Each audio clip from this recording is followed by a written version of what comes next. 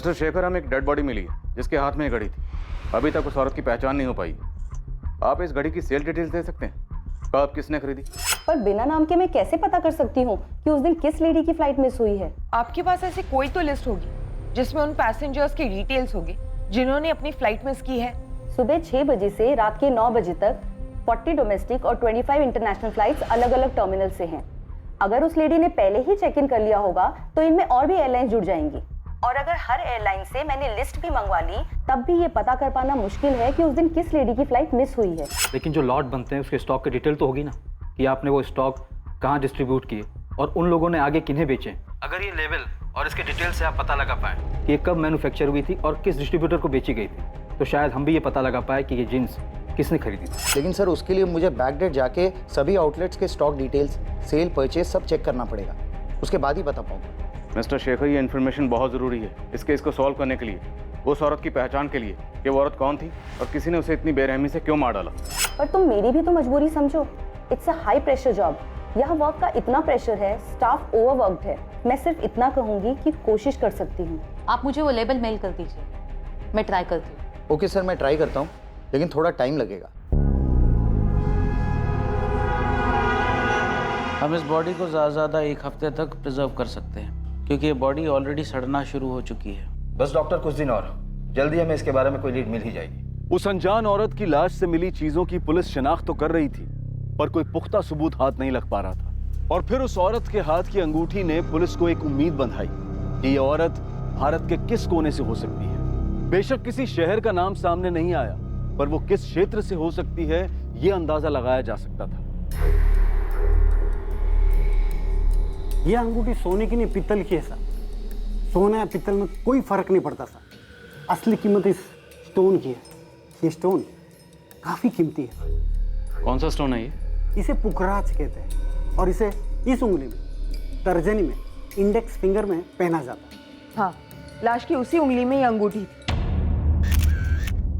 आप बता रहे थे बहुत कीमती होता है। कई लोगों का मानना है कि धन वृद्धि, मतलब काम अच्छा चले, लक के लिए, सुख समृद्धि के लिए, या जिन औरतों को बच्चा नहीं होता है वो संतान प्राप्ति के लिए भी ये अंगूठी पहनते हैं। इस अंगूठी से पहनने वाले के बारे में कुछ पता चल सकता है?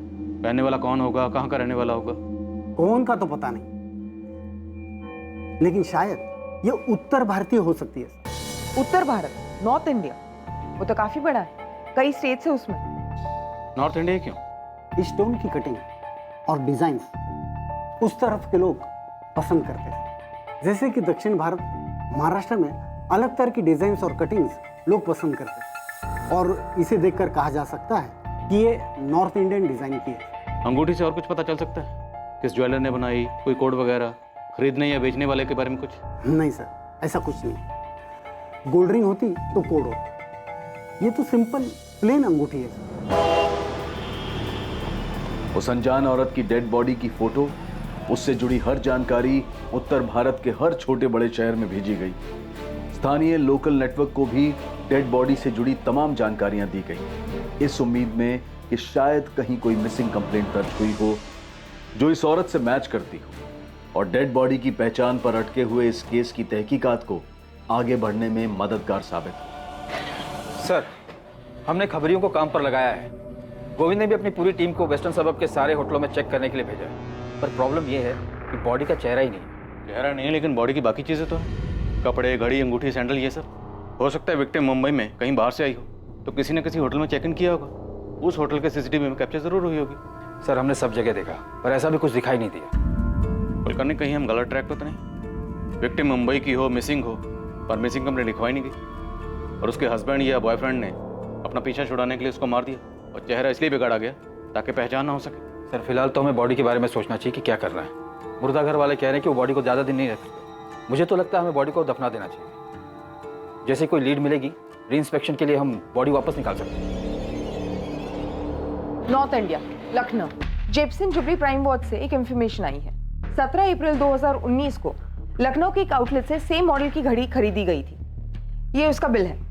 बिल में खरीदने वाले की सारी डिटेल्स हैं। राकेश अग्रवाल, खरीदार का फोन नंबर भी है 444939। राकेश अग्रवाल।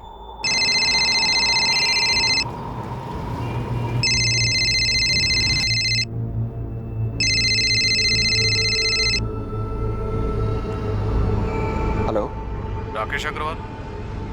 जी बोल रहा हूँ। आप कौन? मैं मुंबई पुलिस से पीआई संजय कुमार बोल रहा हूँ।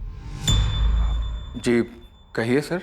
राकेश जी, आपने 17 अप्रैल 2019 को एसके मॉल में जेप्सन वॉच के आउटलेट से जेप्सन जुबली प्राइम वॉच खरीदी थी। हाँ तो आप बता सकते हैं वो घड़ी आपने किसके लिए खरीदी थी? आप ये क्यों पूछ रहे हैं? आखिर बात क्या है? क्योंकि वैसे ही सेम घड़ी हमें मुंबई में एक औरत की डेड बॉडी पे मिली है। उसका मर्डर 4 सितंबर को हुआ था। हाँ तो सर मिली होगी, इससे मेरा क्या लेना देना? देखिए सर, वैसे पूरी दुनिया में एकलौती घड़ी तो नहीं बनी होगी ना। हम लखनऊ पुलिस से कांटेक्ट कर चुके हैं, वो बहुत जल्द आपके एड्रेस पर पहुंच रही होगी। ये क्या बकवास है सर? अब वैसी ही घड़ी किसी डेड बॉडी पर मिली है तो इसमें मेरा क्या कसूर है? मतलब उसके लिए आप मुझे परेशान करेंगे? हम सिर्फ ये जानना चाहते हैं कि वो घड़ी आपने किसके लिए खरीदी थी। सर मैंने अपनी वाइफ के लिए खरीदी थी, ये उसका बर्थडे गिफ्ट था। 20 अप्रैल को उसका बर्थडे होता है तो इसलिए मैंने 17 अप्रैल को खरीदा था। क्या नाम है आपकी वाइफ का और इस वक्त कहाँ है? प्रिया अग्रवाल। वो किचन में है और मेरा लंच पैक कर रही है।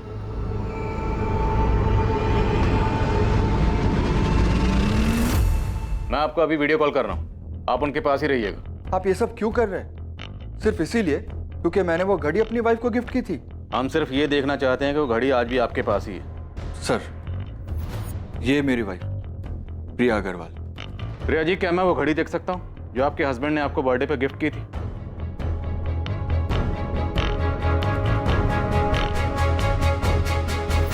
इतना काफी है या और कुछ देखना है आपको जिससे आपको और तसल्ली हो जाए?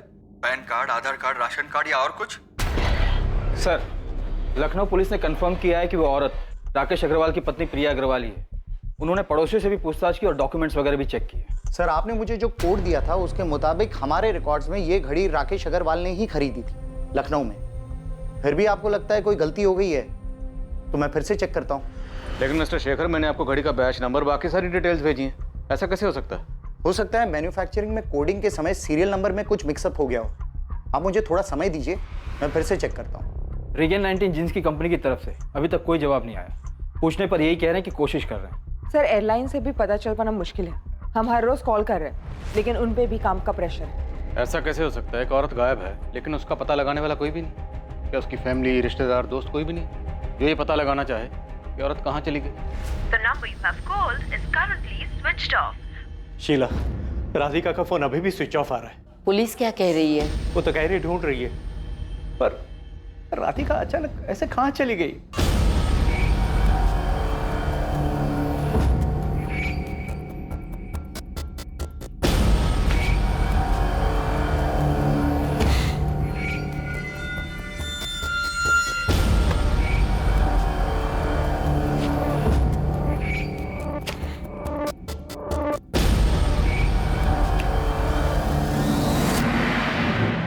दिनों की कोशिश और मेहनत के बावजूद आरे के जंगल में मिली अनजान औरत की लाश को बिना नाम दफनाना पड़ा, क्योंकि पुलिस अब तक उसकी पहचान ढूंढने में नाकामयाब रही थी। दूसरी तरफ एक दूसरे एरिया की पुलिस को भी एक औरत की अज्ञात लाश मिली थी। इस लाश की भी पहचान नहीं हो पाई थी और उसे भी दफनाया जा रहा था और इसकी जानकारी वीएस पुलिस स्टेशन को नहीं थी।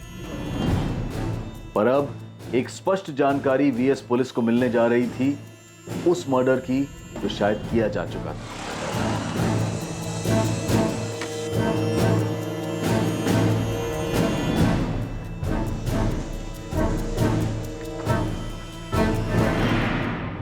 आसिफ मोहम्मद नाम है साहब उसका, मलाड वेस्ट में रहता है। उसको उठाइए, आपको सब कुछ मालूम पड़ जाएगा।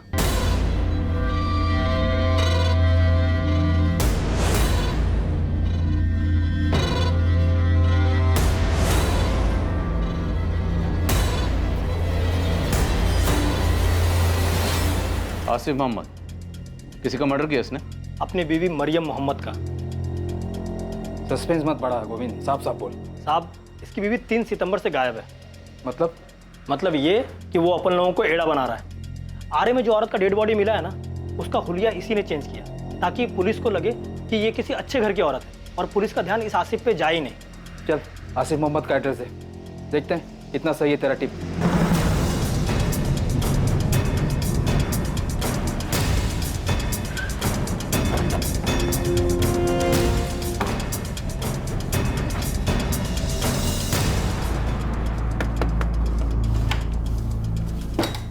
आसिफ मोहम्मद। मैं ही हूँ साहब। क्या हुआ? तेरी बीवी मरियम मोहम्मद कहाँ है?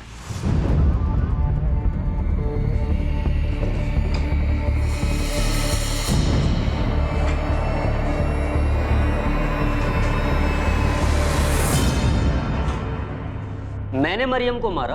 अपनी बीवी को? क्या बात कर रहे हो साहब? मारा नहीं तो गई कहाँ? पूरा घर छान मारा। तुमने अपने घर से उसकी एक एक चीज गायब कर दी। ये अंगूठी, घड़ी, सैंडल और ये जीन्स, ये सब कहाँ से लाया था मरियम की बॉडी को पहनाने के लिए?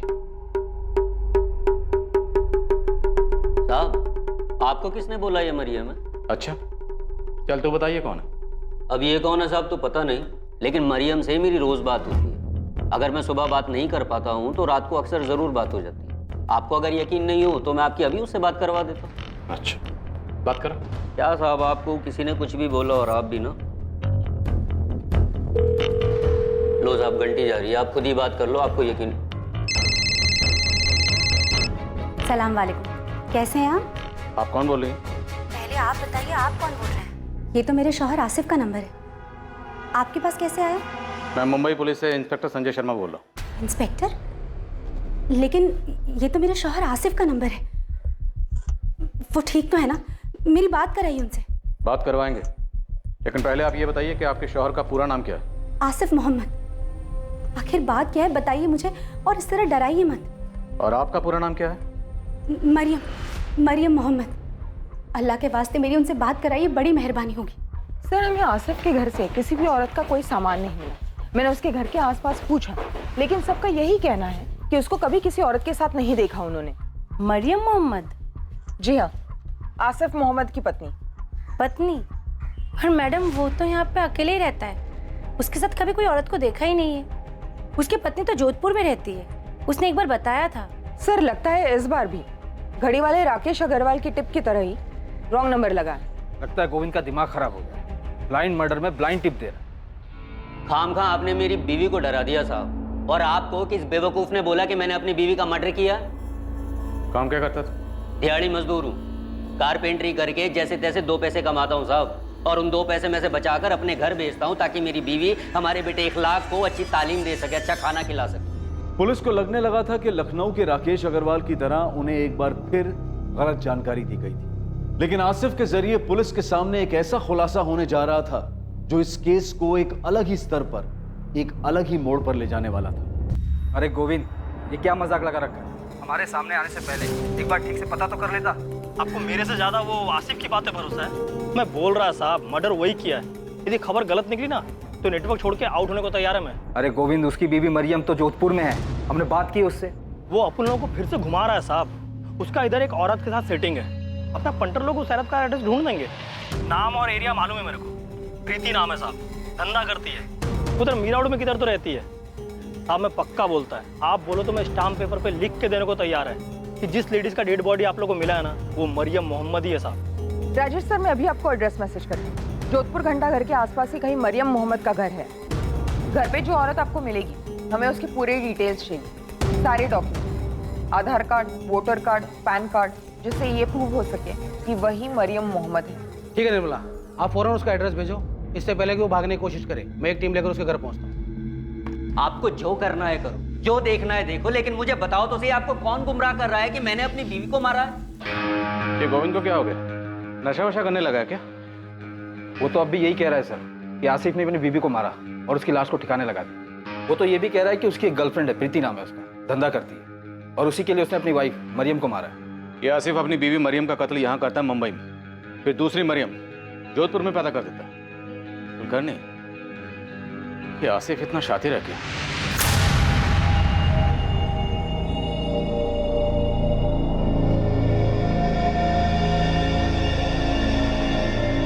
ये क्या नाटक चल रहा है साहब? पहले मुंबई पुलिस आसिफ के नंबर से मुझे फोन करती है, और अब आप लोग आकर दुनिया भर के सवाल जवाब कर रहे हैं। मैंने कहा ना कि मैं ही मरियम मोहम्मद हूँ, और ये मेरे और आसिफ का बेटा इखलाक मोहम्मद है। तो आपके पास आपका कोई आधार कार्ड या वोटर आईडी तो होगा, दिखाइए। क्यों दिखाऊं? मैंने कहा ना कि मैं मरियम मोहम्मद। देखिए मैडम, आपके पति पर अपनी पत्नी के मर्डर का इल्जाम है, और वो इस वक्त मुंबई पुलिस की हिरासत में है। अरे लेकिन मैं हूँ उनकी बीवी और मैं जिंदा हूँ। आपको 10 बार बोल चुकी हूँ, लेकिन फिर भी आप लोग बेवजह परेशान कर रहे हैं। रुकिए, अभी लेकर आती हूँ।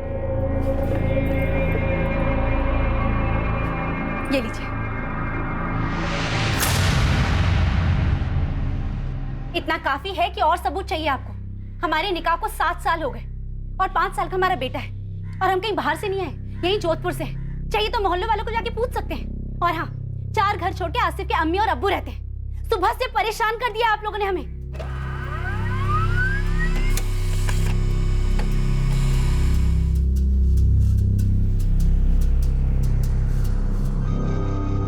सॉलिड झोल किया सब आसिफ ने? अबे कोई झोल नहीं है। जोधपुर की पुलिस मिली है उसकी बीवी से, सारे सबूत मिले कि वो मरियम ही है। यहाँ तक कि उसके माँ बाप से भी बात की उन्होंने। हो ही नहीं सकता साहब, मैं 100% बोलता है झोल किया बोल के। अब मालूम नहीं उसने ये मरियम कब पैदा किया। मैडम, आप आसिफ के घर के आजू बाजू से पूछा क्या? हाँ, सबका यही कहना है कि कभी किसी ने उसको किसी औरत के साथ नहीं देखा। कैसे देखेंगे मैडम, मलाड में तो ये 5 सितंबर से रहने आया है। ये उसका दूसरा घर है। दल्ला है साहब आसिफ, पूरा धंधा काशी मीरा चलाता है। ये उसके मीरा रोड के घर का एड्रेस, जहाँ किसी ने भी इसे 4 सितंबर से नहीं देखा है। यहाँ अपनी बीवी के साथ रहता है। 2-4 और लेडीज लोग भी है जिसको धंधे पे लगाया है। उसी में से प्रीति नाम की एक लड़की है जो उसकी एकदम खास है, और उसी के चक्कर में उसने मरियम का मर्डर किया। ये प्रीति भी उधर काशी मीरा में ही रहती है। ये उसके घर का एड्रेस, और ये पूरा खबर अपना उस्मान लेकर आया। तब उस्मान ने प्रीति पे नजर रखा हुआ था। मैं क्या बोलता साहब, आप लोग इस प्रीति को उठाइए और साथ में ना आसिफ के दोस्त राशिद को भी। ड्राइवर है, टैक्सी चलाता है। उसी की गाड़ी में ये लोग बॉडी को ठिकाने लगाने लेके गए थे।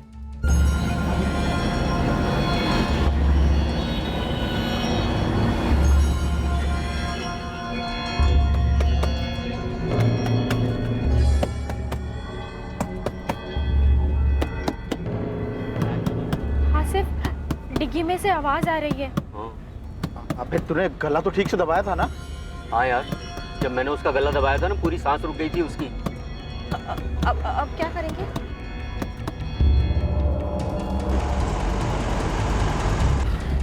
राशिद, तो एक काम कर, गाड़ी ना यहाँ से अंदर दबा ले, झाड़ी के अंदर ले ले। आगे पुलिस की चेकिंग मिल गई ना तो खाम में प्रॉब्लम हो जाएगी यार। ठीक है भाई।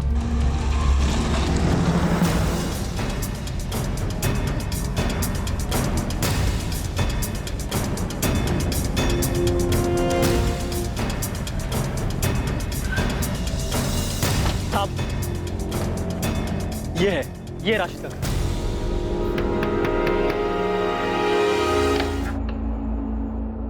राशिद खान, चल। मैडम, छोड़िए मैडम, कहाँ लेके जा रही है मेरे को? आसिफ मोहम्मद से मिलवाने इंतजार कर रहे हैं। अरे साहब मुझे कहाँ लेके जा रहे हो? साहब मेरी बात टैक्सी टो करवा के पुलिस स्टेशन चल। चल। अरे साहब मेरी बात तो सुनो, साहब मैंने किया क्या? हाँ साहब, यही आसिफ मोहम्मद का घर था, यही रहता था वो। और साहब, सबको मालूम है वो क्या काम करता था। सिर्फ वही नहीं, उसकी बीवी भी इस धंधे में उसके साथ थी। बहुत नकचड़ी औरत थी साहब। एक बार हमारी जिग भी हो गई थी उसके साथ।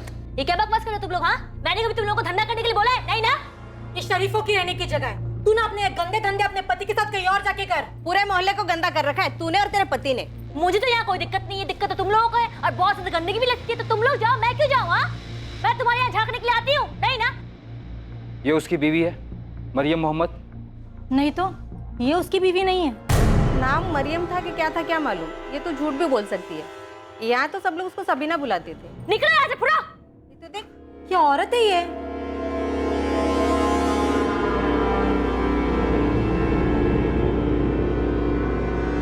सबीना? आप लोगों में से किसी के पास सबीना की फोटो है? सब बात तो सुनो साहब, सब बात तो सुनो।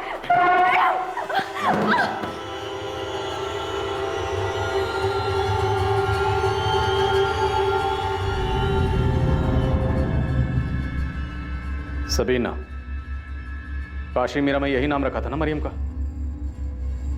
अब 2 मिनट में मुझे पूरा सच बाहर चाहिए, वरना तीनों को यहीं गाड़ दूं। इसी को मारकर फेंका था ना आरे के जंगलों में? यही है ना तेरी बीवी? असली मरियम मोहम्मद।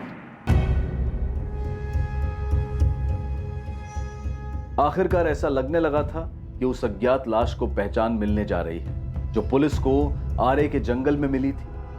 14 दिन पहले जिसका मर्डर हुआ था और अभी तक पता नहीं चला था कि वो कौन थी और उसे क्यों मारा गया था।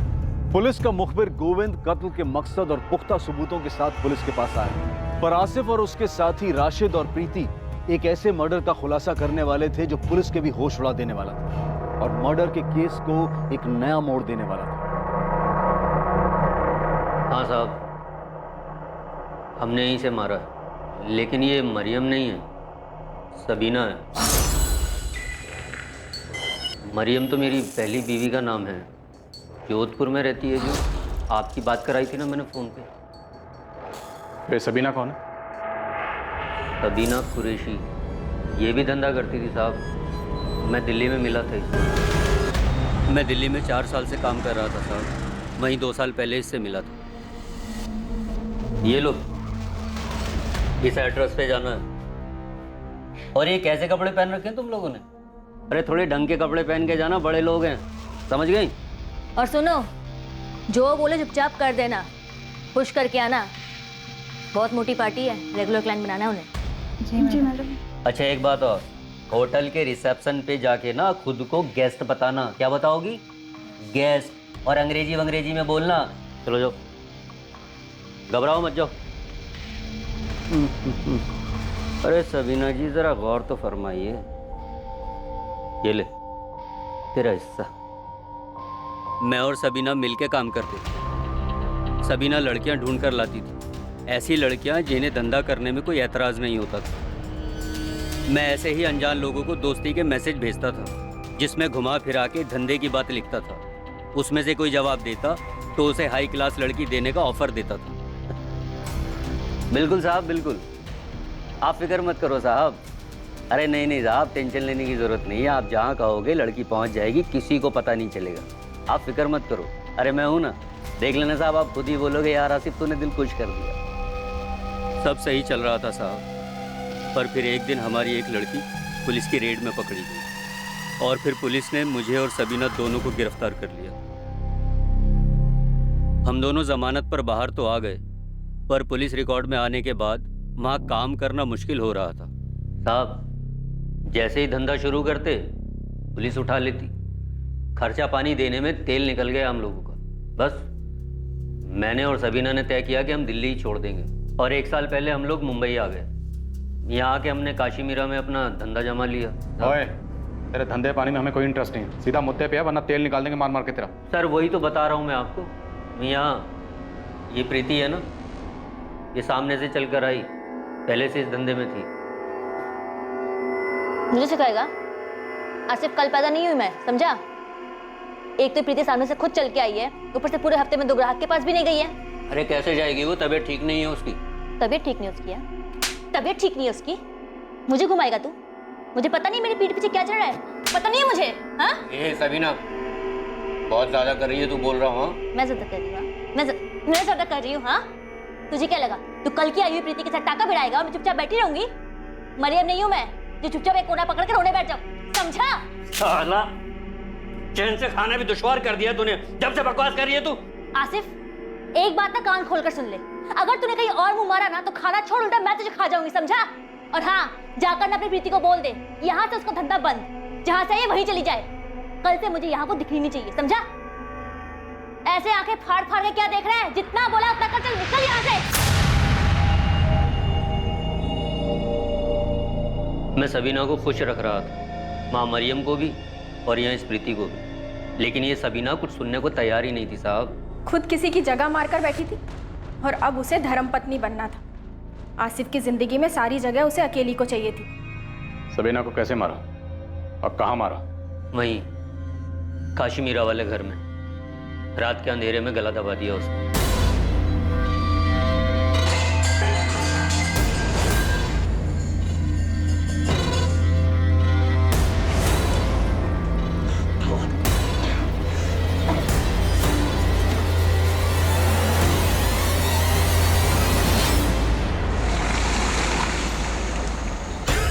राशिद और प्रीति को सब प्लान पता था। ये दोनों राशिद की टैक्सी लेकर रात को मेरे घर आए और हम सबीना की बॉडी को ठिकाने लगाने निकले। उसकी सांस बंद हो चुकी थी तो मुझे लगा वो मर गई, पर वो मरी नहीं थी।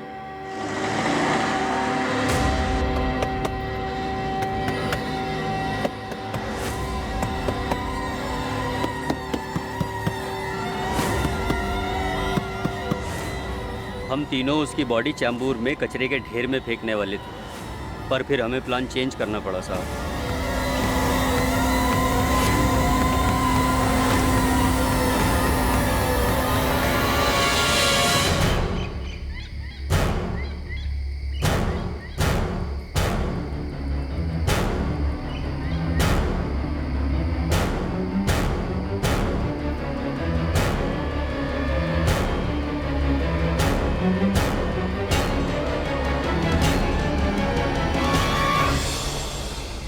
आसिफ इसका चेहरा बिगाड़ देते हैं, कोई पहचान नहीं पाएगा। वैसे भी इसके आगे पीछे कोई नहीं था, किसी को भी नहीं पता चलेगा कौन थी। साली को जाने दो बिना पहचान के।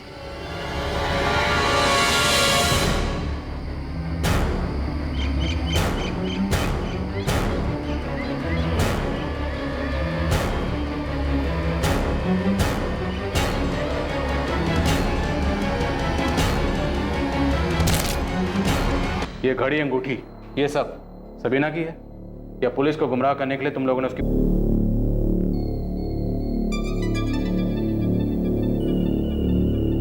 साहब सच बोल रहा हूँ, हमने सबीना की बॉडी पर कुछ नहीं डाला। मतलब ये घड़ी और अंगूठी सबीना की है? नहीं साहब। तो ये सब बॉडी पे कहाँ से आए? ये कपड़े, ये जीन्स टॉप सबीना के हैं ना? नहीं, ये कपड़े उसके नहीं हैं। मतलब पहले तुम लोगों ने सबीना का कत्ल किया, उसके बाद उसकी बॉडी को ये सब पहना है? साहब हमने ना कोई कपड़े बदले हैं, ना कोई अंगूठी पहनाई है, ना हमने कोई जींस पहनाई है। हमने बस पत्थर उठाया और उसका चेहरा बिगाड़ा है ताकि कोई उसकी लाश को पहचान ना सके। साहब राशिद, प्रीति, आसिफ, तुम लोग दिमाग खराब मत करो। ध्यान से देख, इसकी बॉडी पे ये सबीना की बॉडी है और इसकी बॉडी पे ये नहीं साहब, ये सबीना की लाश नहीं है। ये मत सोचना कि बॉडी के कपड़े बदल दिए तो तुम दोनों मर्डर के चार्ज से बच जाओगे। सबीना का कोई रिश्तेदार है? पता नहीं, 2 साल पहले दिल्ली में मिली थी, तब तो बोल रही थी कि मेरा दुनिया में कोई नहीं है। साहब ओए, ज्यादा नाटक मत कर, ये बॉडी सबीना की है ना? जब मैंने आपको बता दिया कि मैंने इसे मारा है तो भला मैं अब क्यों झूठ बोलूंगा कि ये लाश सबीना की नहीं है? आसिफ सच बोल रहा है साहब, सबीना ने लाल सलवार और हरा कुर्ता पहना था और हमने तो उसके बॉडी से अंगूठी, चंद सब कुछ निकाल लिया था। ऐसा कुछ भी नहीं छोड़ा जिससे उसकी पहचान हो सकती थी। साहब ये आसिफ एक नंबर का झोलर आदमी है। यहाँ एक औरत को अपनी बीवी बताता है और पकड़ा जाता है तो पता चलता है बीवी तो जोधपुर में है। बहुत चालाक आदमी है साहब ये। उसे अच्छी तरह से पता है कि अगर उसने कबूल नहीं किया तो हमें ये साबित करने में मुश्किल होगा कि ये सबीना की बॉडी है, इसलिए उसने सारी प्लानिंग पहले से की। सबीना के बॉडी के कपड़े, जूते, ज्वेलरी सब कुछ बदल दिया गया ताकि अगर कभी पकड़े भी गए और जुर्म कबूल भी करना पड़ा तो बॉडी पहचानने से मना कर दे।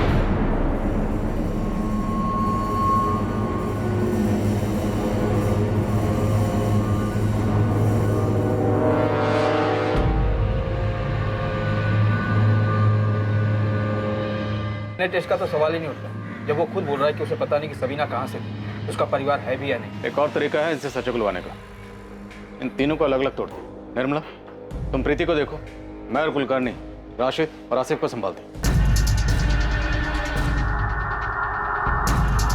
एक टीम आसिफ और राशिद को लेकर उस स्पॉट के लिए निकली जहां उन्होंने सबीना की लाश को फेंका था। दूसरी टीम क्राइम स्पॉट का पता लगाने के लिए प्रीति को लेकर अलग से निकली।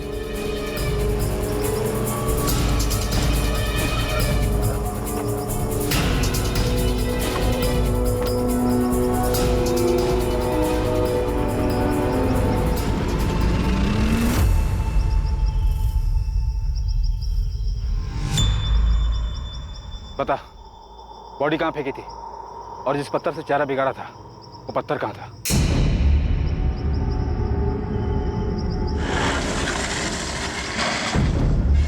तुमने बॉडी यही फेंकी थी? हाँ मैडम, वो जो पेड़ है ना वो साइड में, पत्थर उसी के पास पड़ा था।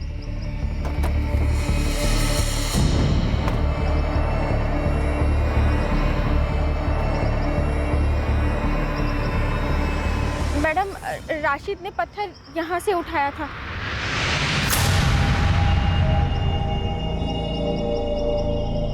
और सबीना की लाश यहाँ पड़ी।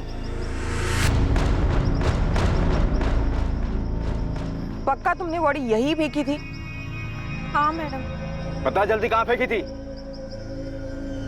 साहब हमने सबीना की लाश को यहाँ नहीं फेंका था। साहब यहाँ नहीं फेंका था तो कहाँ फेंका था? साहब ये जगह तो गोरेगांव हाईवे से 2 मिनट की दूरी पर है। हम लोग तो आरे के उस पार पवई तक निकल गए थे और वहाँ सबीना को होश आ गया था तो हम लोगों ने गाड़ी अंदर की तरफ ले ली थी। सर मुझे लगता है ये लोग सच बोल रहे हैं क्योंकि प्रीति हमें जिस जगह लाई है ये भी आरे का एक हिस्सा है, लेकिन ये उसका दूसरा छोर है, पवई साइड की तरफ। ओके निर्मला, तुम वहीं रुको, हम लोग भी यहाँ से निकल रहे हैं। आसिफ और राशिद भी यही कह रहे हैं कि उन्होंने सबीना की बॉडी यहाँ नहीं फेंकी थी। चलो, जहाँ बोल रहे हो वहाँ चलते हैं, देखते हैं क्या बताते हो तुम लोग। कहाँ फेंकी थी बॉडी तुम लोगों ने?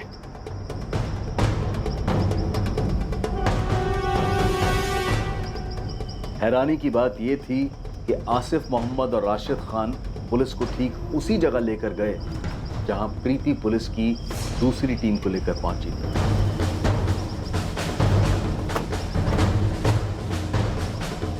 भाई साहब, हमने सबीना की लाश को उस पेड़ के पास फेंका था और पत्थर भी वहीं था साहब। सर, प्रीति ने भी बिल्कुल यही कहा था कि लाश यही फेंकी थी और पत्थर भी यही था। ये एरिया तो हमारे अंडर में आता भी नहीं, ये तो सीआर मार्ग पुलिस स्टेशन के अंडर में आता है। और दूसरी तरफ आसिफ कह रहा है कि उसने अपनी बीवी सबीना को 3 सितंबर की रात को गला दबाकर मारा। हमें बॉडी 4 सितंबर को मिली और पोस्टमार्टम रिपोर्ट के हिसाब से मर्डर 4 सितंबर की सुबह 6 बजे के आसपास हुई। तो फिर इस हिसाब से जो बॉडी हमें मिली वो सबीना की नहीं हो सकती, फिर किसकी बॉडी है? हमें सीआर मार्ग पुलिस स्टेशन से पता करना चाहिए कि क्या 3 सितंबर की सुबह उन्हें यहाँ से कोई बॉडी मिली थी या नहीं। हाँ, आप बिल्कुल ठीक कह रहे हैं। 3 सितंबर की सुबह उस जगह हमें एक औरत की बॉडी मिली थी जिसका चेहरा बहुत बुरी तरीके से कुचल दिया गया। 3 सितंबर की सुबह बॉडी मिली थी? हाँ, पोस्टमार्टम की रिपोर्ट से भी यही पता चला कि 2 सितंबर की रात को गला घोंटकर उसका मर्डर किया गया। आसिफ, तुम कह रहे हो कि तुमने सबीना का मर्डर 3 सितंबर के रात को किया, सही है? मैडम, तारीख तो याद नहीं है, लेकिन मर्डर मैंने रात को ही किया था। आपको जो बॉडी मिली थी उस औरत ने लाल सलवार और हरा कुर्ता पहना था।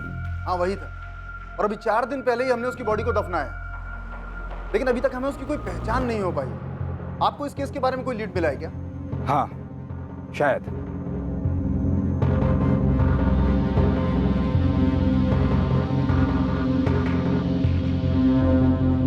हाँ साहब, ये सबीना ही है। ये आसिफ सच बोल रहा है। ये लाल सलवार और ये हरा कुर्ता हमें बॉडी से ही मिले। संजय जी, आपने हमारा केस ही सॉल्व कर दिया। वो अज्ञात औरत की लाश जो वीएस पुलिस को मिली थी और दफनाई जा चुकी थी, उसकी शिनाख्त अब तक नहीं हो पाई थी। उसकी पहचान सामने आनी अब भी बाकी थी। गोविंद, तेरी टिप ने श्रीकांत का केस तो सॉल्व कर दिया, लेकिन हमारा केस अभी वहीं अटका हुआ है। सवाल अब भी यही है कि औरत कौन थी, उसे किसने मारा और क्यों मारा। ये तो मेरे को भी समझ में नहीं आ रहा साहब। पहली बार ऐसा हुआ है कि इतना खोद के निकालने के बाद पता चला कि मर्डर तो हुआ है, पर अपने केस के अलावा दूसरा ही केस सॉल्व हो गया और अपना केस वहीं का वहीं रखड़ रहा है। जैसे आसिफ सबीना को मारकर चुप बैठा था, वैसे कोई है जो इसे मारकर चुप बैठा है और इसे कोई पूछने वाला नहीं। शायद हो सकता है कि पूछने वाला हो और पूछ भी रहा हो, लेकिन उसे जवाब ना मिल रहा। अब तो मेरा यकीन और भी पुख्ता हो चला, ये औरत मुंबई की नहीं थी, ये औरत किसी दूसरे शहर से मुंबई में आई थी।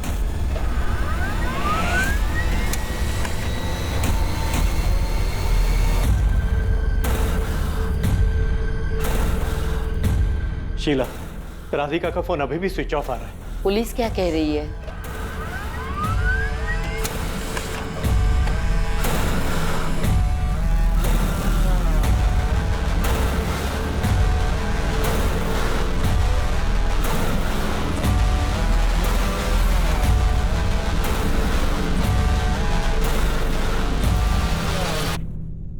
ये नैना सब्रवाल और ये उसका बॉयफ्रेंड आशीष मिश्रा।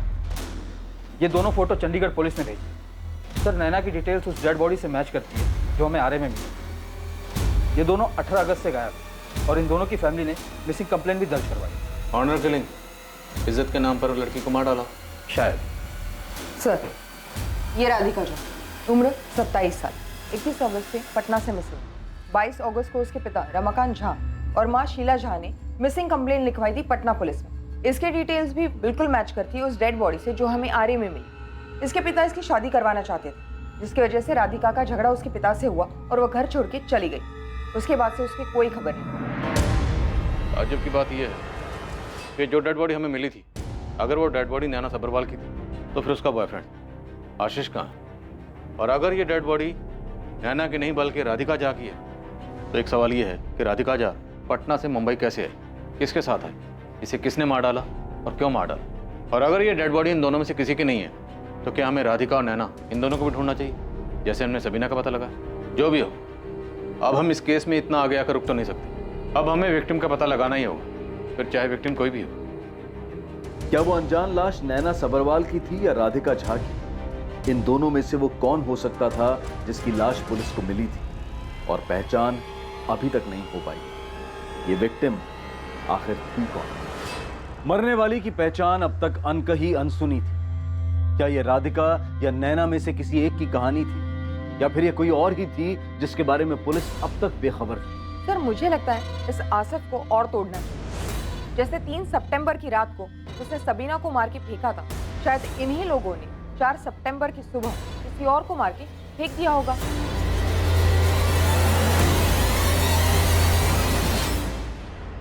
क्या वाकई में इस अज्ञात औरत की पहचान और उससे जुड़े सभी सवालों के जवाब के लिए सिर्फ आसिफ मोहम्मद जिम्मेदार था, या फिर कोई और था जो पुलिस की आंखों में धूल झोंक रहा था?